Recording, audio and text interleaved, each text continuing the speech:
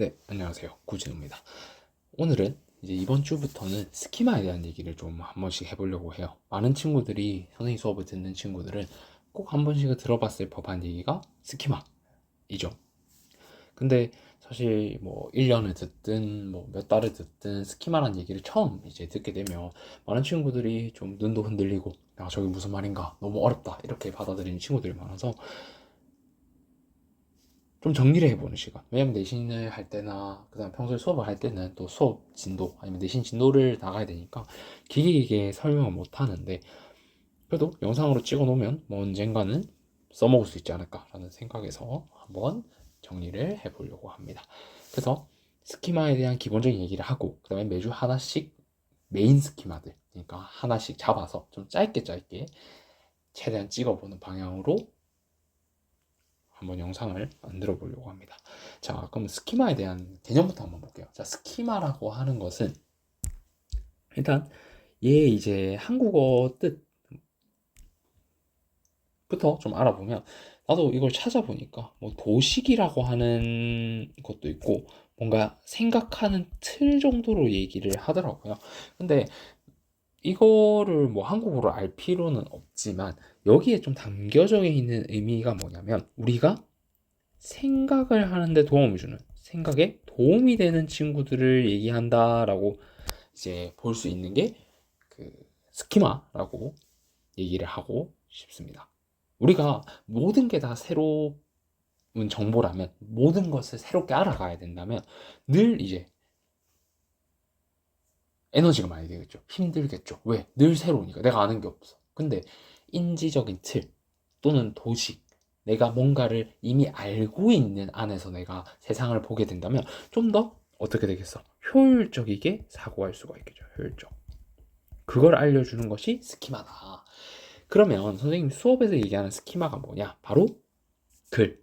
여기서 글이라고 하는 것은 당연히 수능형, 그래서 라고 얘기를 하는 거죠. 근데 수능뿐만이 아니라 뭐 국어에서도 사실 당연히 적용이 되고요. 나중에 대학을 가서 뭐 이제 학술적인 글을 읽을 때도 도움이 무조건 될 겁니다. 왜? 아카데믹한 글에서 다 작용을 하는 이제 스키마이기 때문에, 그래서 많이 등장한다라는 것이 되게 중요하죠. 근데 이걸 왜 학습하는 게 중요하냐? 그건 나중에 저 밑에서도 나오겠지만 미리 좀 얘기를 하자면, 경험을 배운다고 생각하시면 됩니다. 이게 무슨 말이냐? 여러분들은 사실 수능 영어 또 내신 영어에 대해서 경험이 없습니다. 왜? 어리기도 하고, 그 다음에 고3 평가원을 해봤자 뭐 한두 번도 엄청 많은 거죠. 거의 대부분은 그 문제들을 접근해보지조차 이제 못한 친구들도 많을 거고, 선생님 저 풀어봤는데요 하는 친구들도 문제만 풀어봤지 그걸 분석해보는 경우는 없잖아요. 그런데 나는 뭐 하는 사람입니까? 밥 먹고 이것만 하는 사람이잖아요, 선생님들. 그다음 특히나 나는. 그렇기 때문에 내가 이때까지 글을 읽고 가르치고 연구한 경험들을 여러분들이 가져가신다고 생각하면 돼.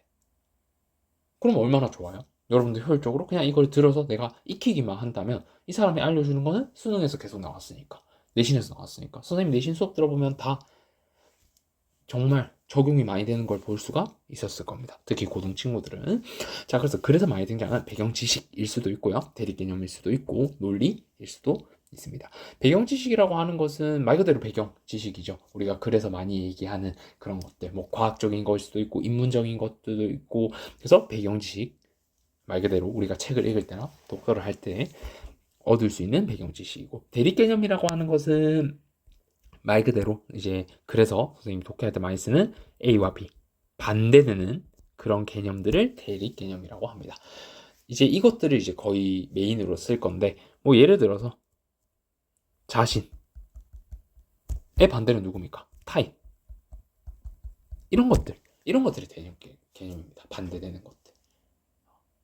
그 다음에 논리라고 하는 거는 뭐 이것도 뭐 대립 개념 안에 들어가는 건데, 논리라고 하는 것은 그래서 많이 쓰이는 이제 그런 그 논리학적인 것들, 뭐 인과관계라든지 뭐 구조라고도 볼 수 있지만, 인과관계 안에서 뭐 비례관계, 반비례관계, 뭐 거기서 또 역설, 뭐 모순, 이런 것들이 되겠죠.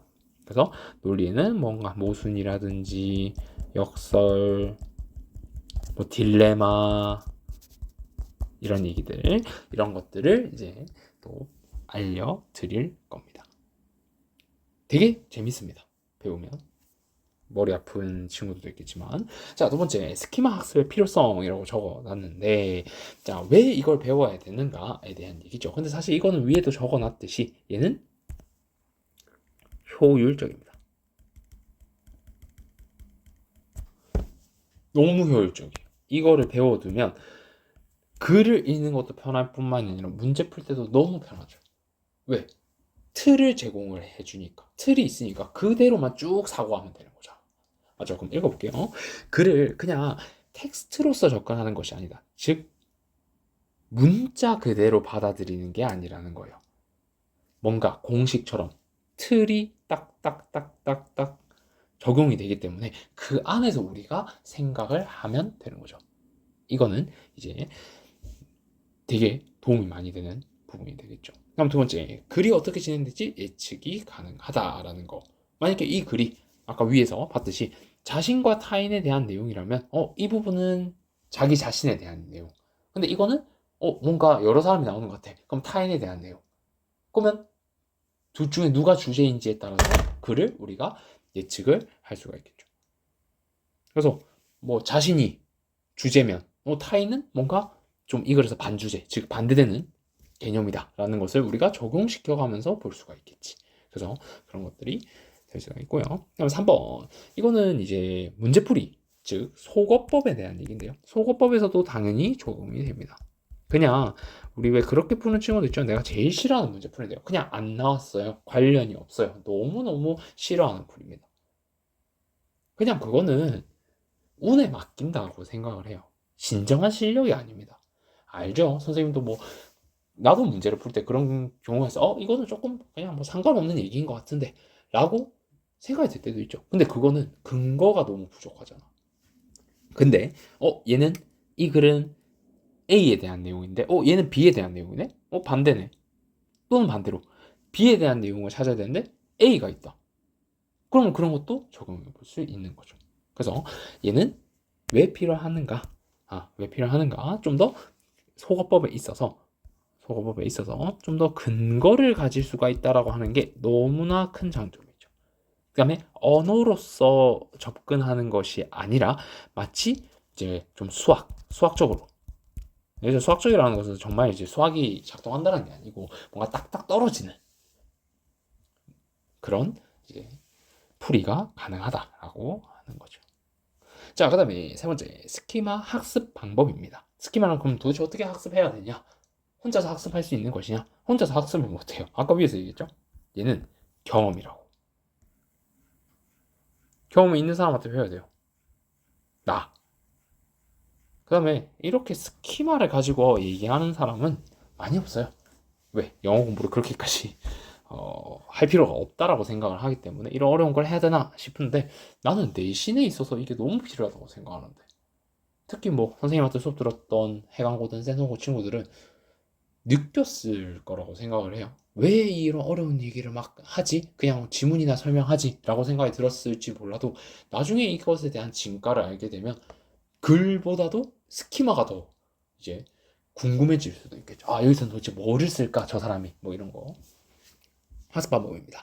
메인 스키마를 학습을 하셔야 돼요. 메인 스키마. 그래서 기본 개념을 익힌다라고 생각하시고 어떤 스키마들이 있는가. 그래서 얘는 조금 그렇게 들으시면 영어를 듣는다라고 생각하기보다는 뭔가 좀 뭔가 인문학적인 아니면은 좀 더 뭐 철학까지도 갈 수 있을까요? 선생님 뭐 전공자는 아니지만 그래도 글을 많이 읽었기 때문에 나오는 이런 인문 철학적인 얘기. 그냥 배경 지식을 쌓는다라고 생각하시면 좀 더 좋을 것 같아요.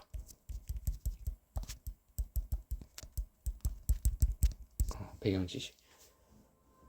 그 다음에 이거를 이제 글에 적용해 보는 게 중요하겠죠. 근데 이게 어렵습니다. 왜? 이거 혼자서 되면 이거 왜 외우니? 왜 이거를 내가 알려주겠니? 어려우니까 알려주시. 그래서 메인 스키마에 대한 얘기를 한 다음에 또 적용하는 것도 이제 영상으로 한번 찍어볼 예정입니다. 그래서 이것도 중요하고. 근데 여기까지도 만약에 자기가 한다. 또 똑똑한 친구들은 많이 합니다. 선생님 가르쳐 보면. 근데 3번을 안 해요. 선지속어, 선택지에서 사고를 할 때도 이 스키마를 적용을 해보는 거예요. 적용을 해보는 거예요. 그냥 관련이 없어요. 그냥 안 나왔어요. 그냥 뭐 상관이 없는 것 같아요. 이런 근거가 없고 주관적일 수 있는 것이 아니라 여기서 좀 더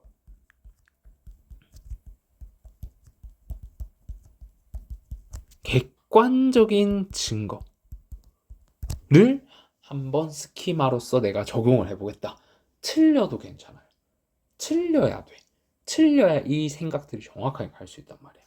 그래서 이거를 학습하는 데 있어서 중요한 세 가지 태도까지 얘기를 해 보았습니다. 그러면 다음 영상에서 메인 스키마에 대해서 한번 얘기를 한번 해보도록 할게요.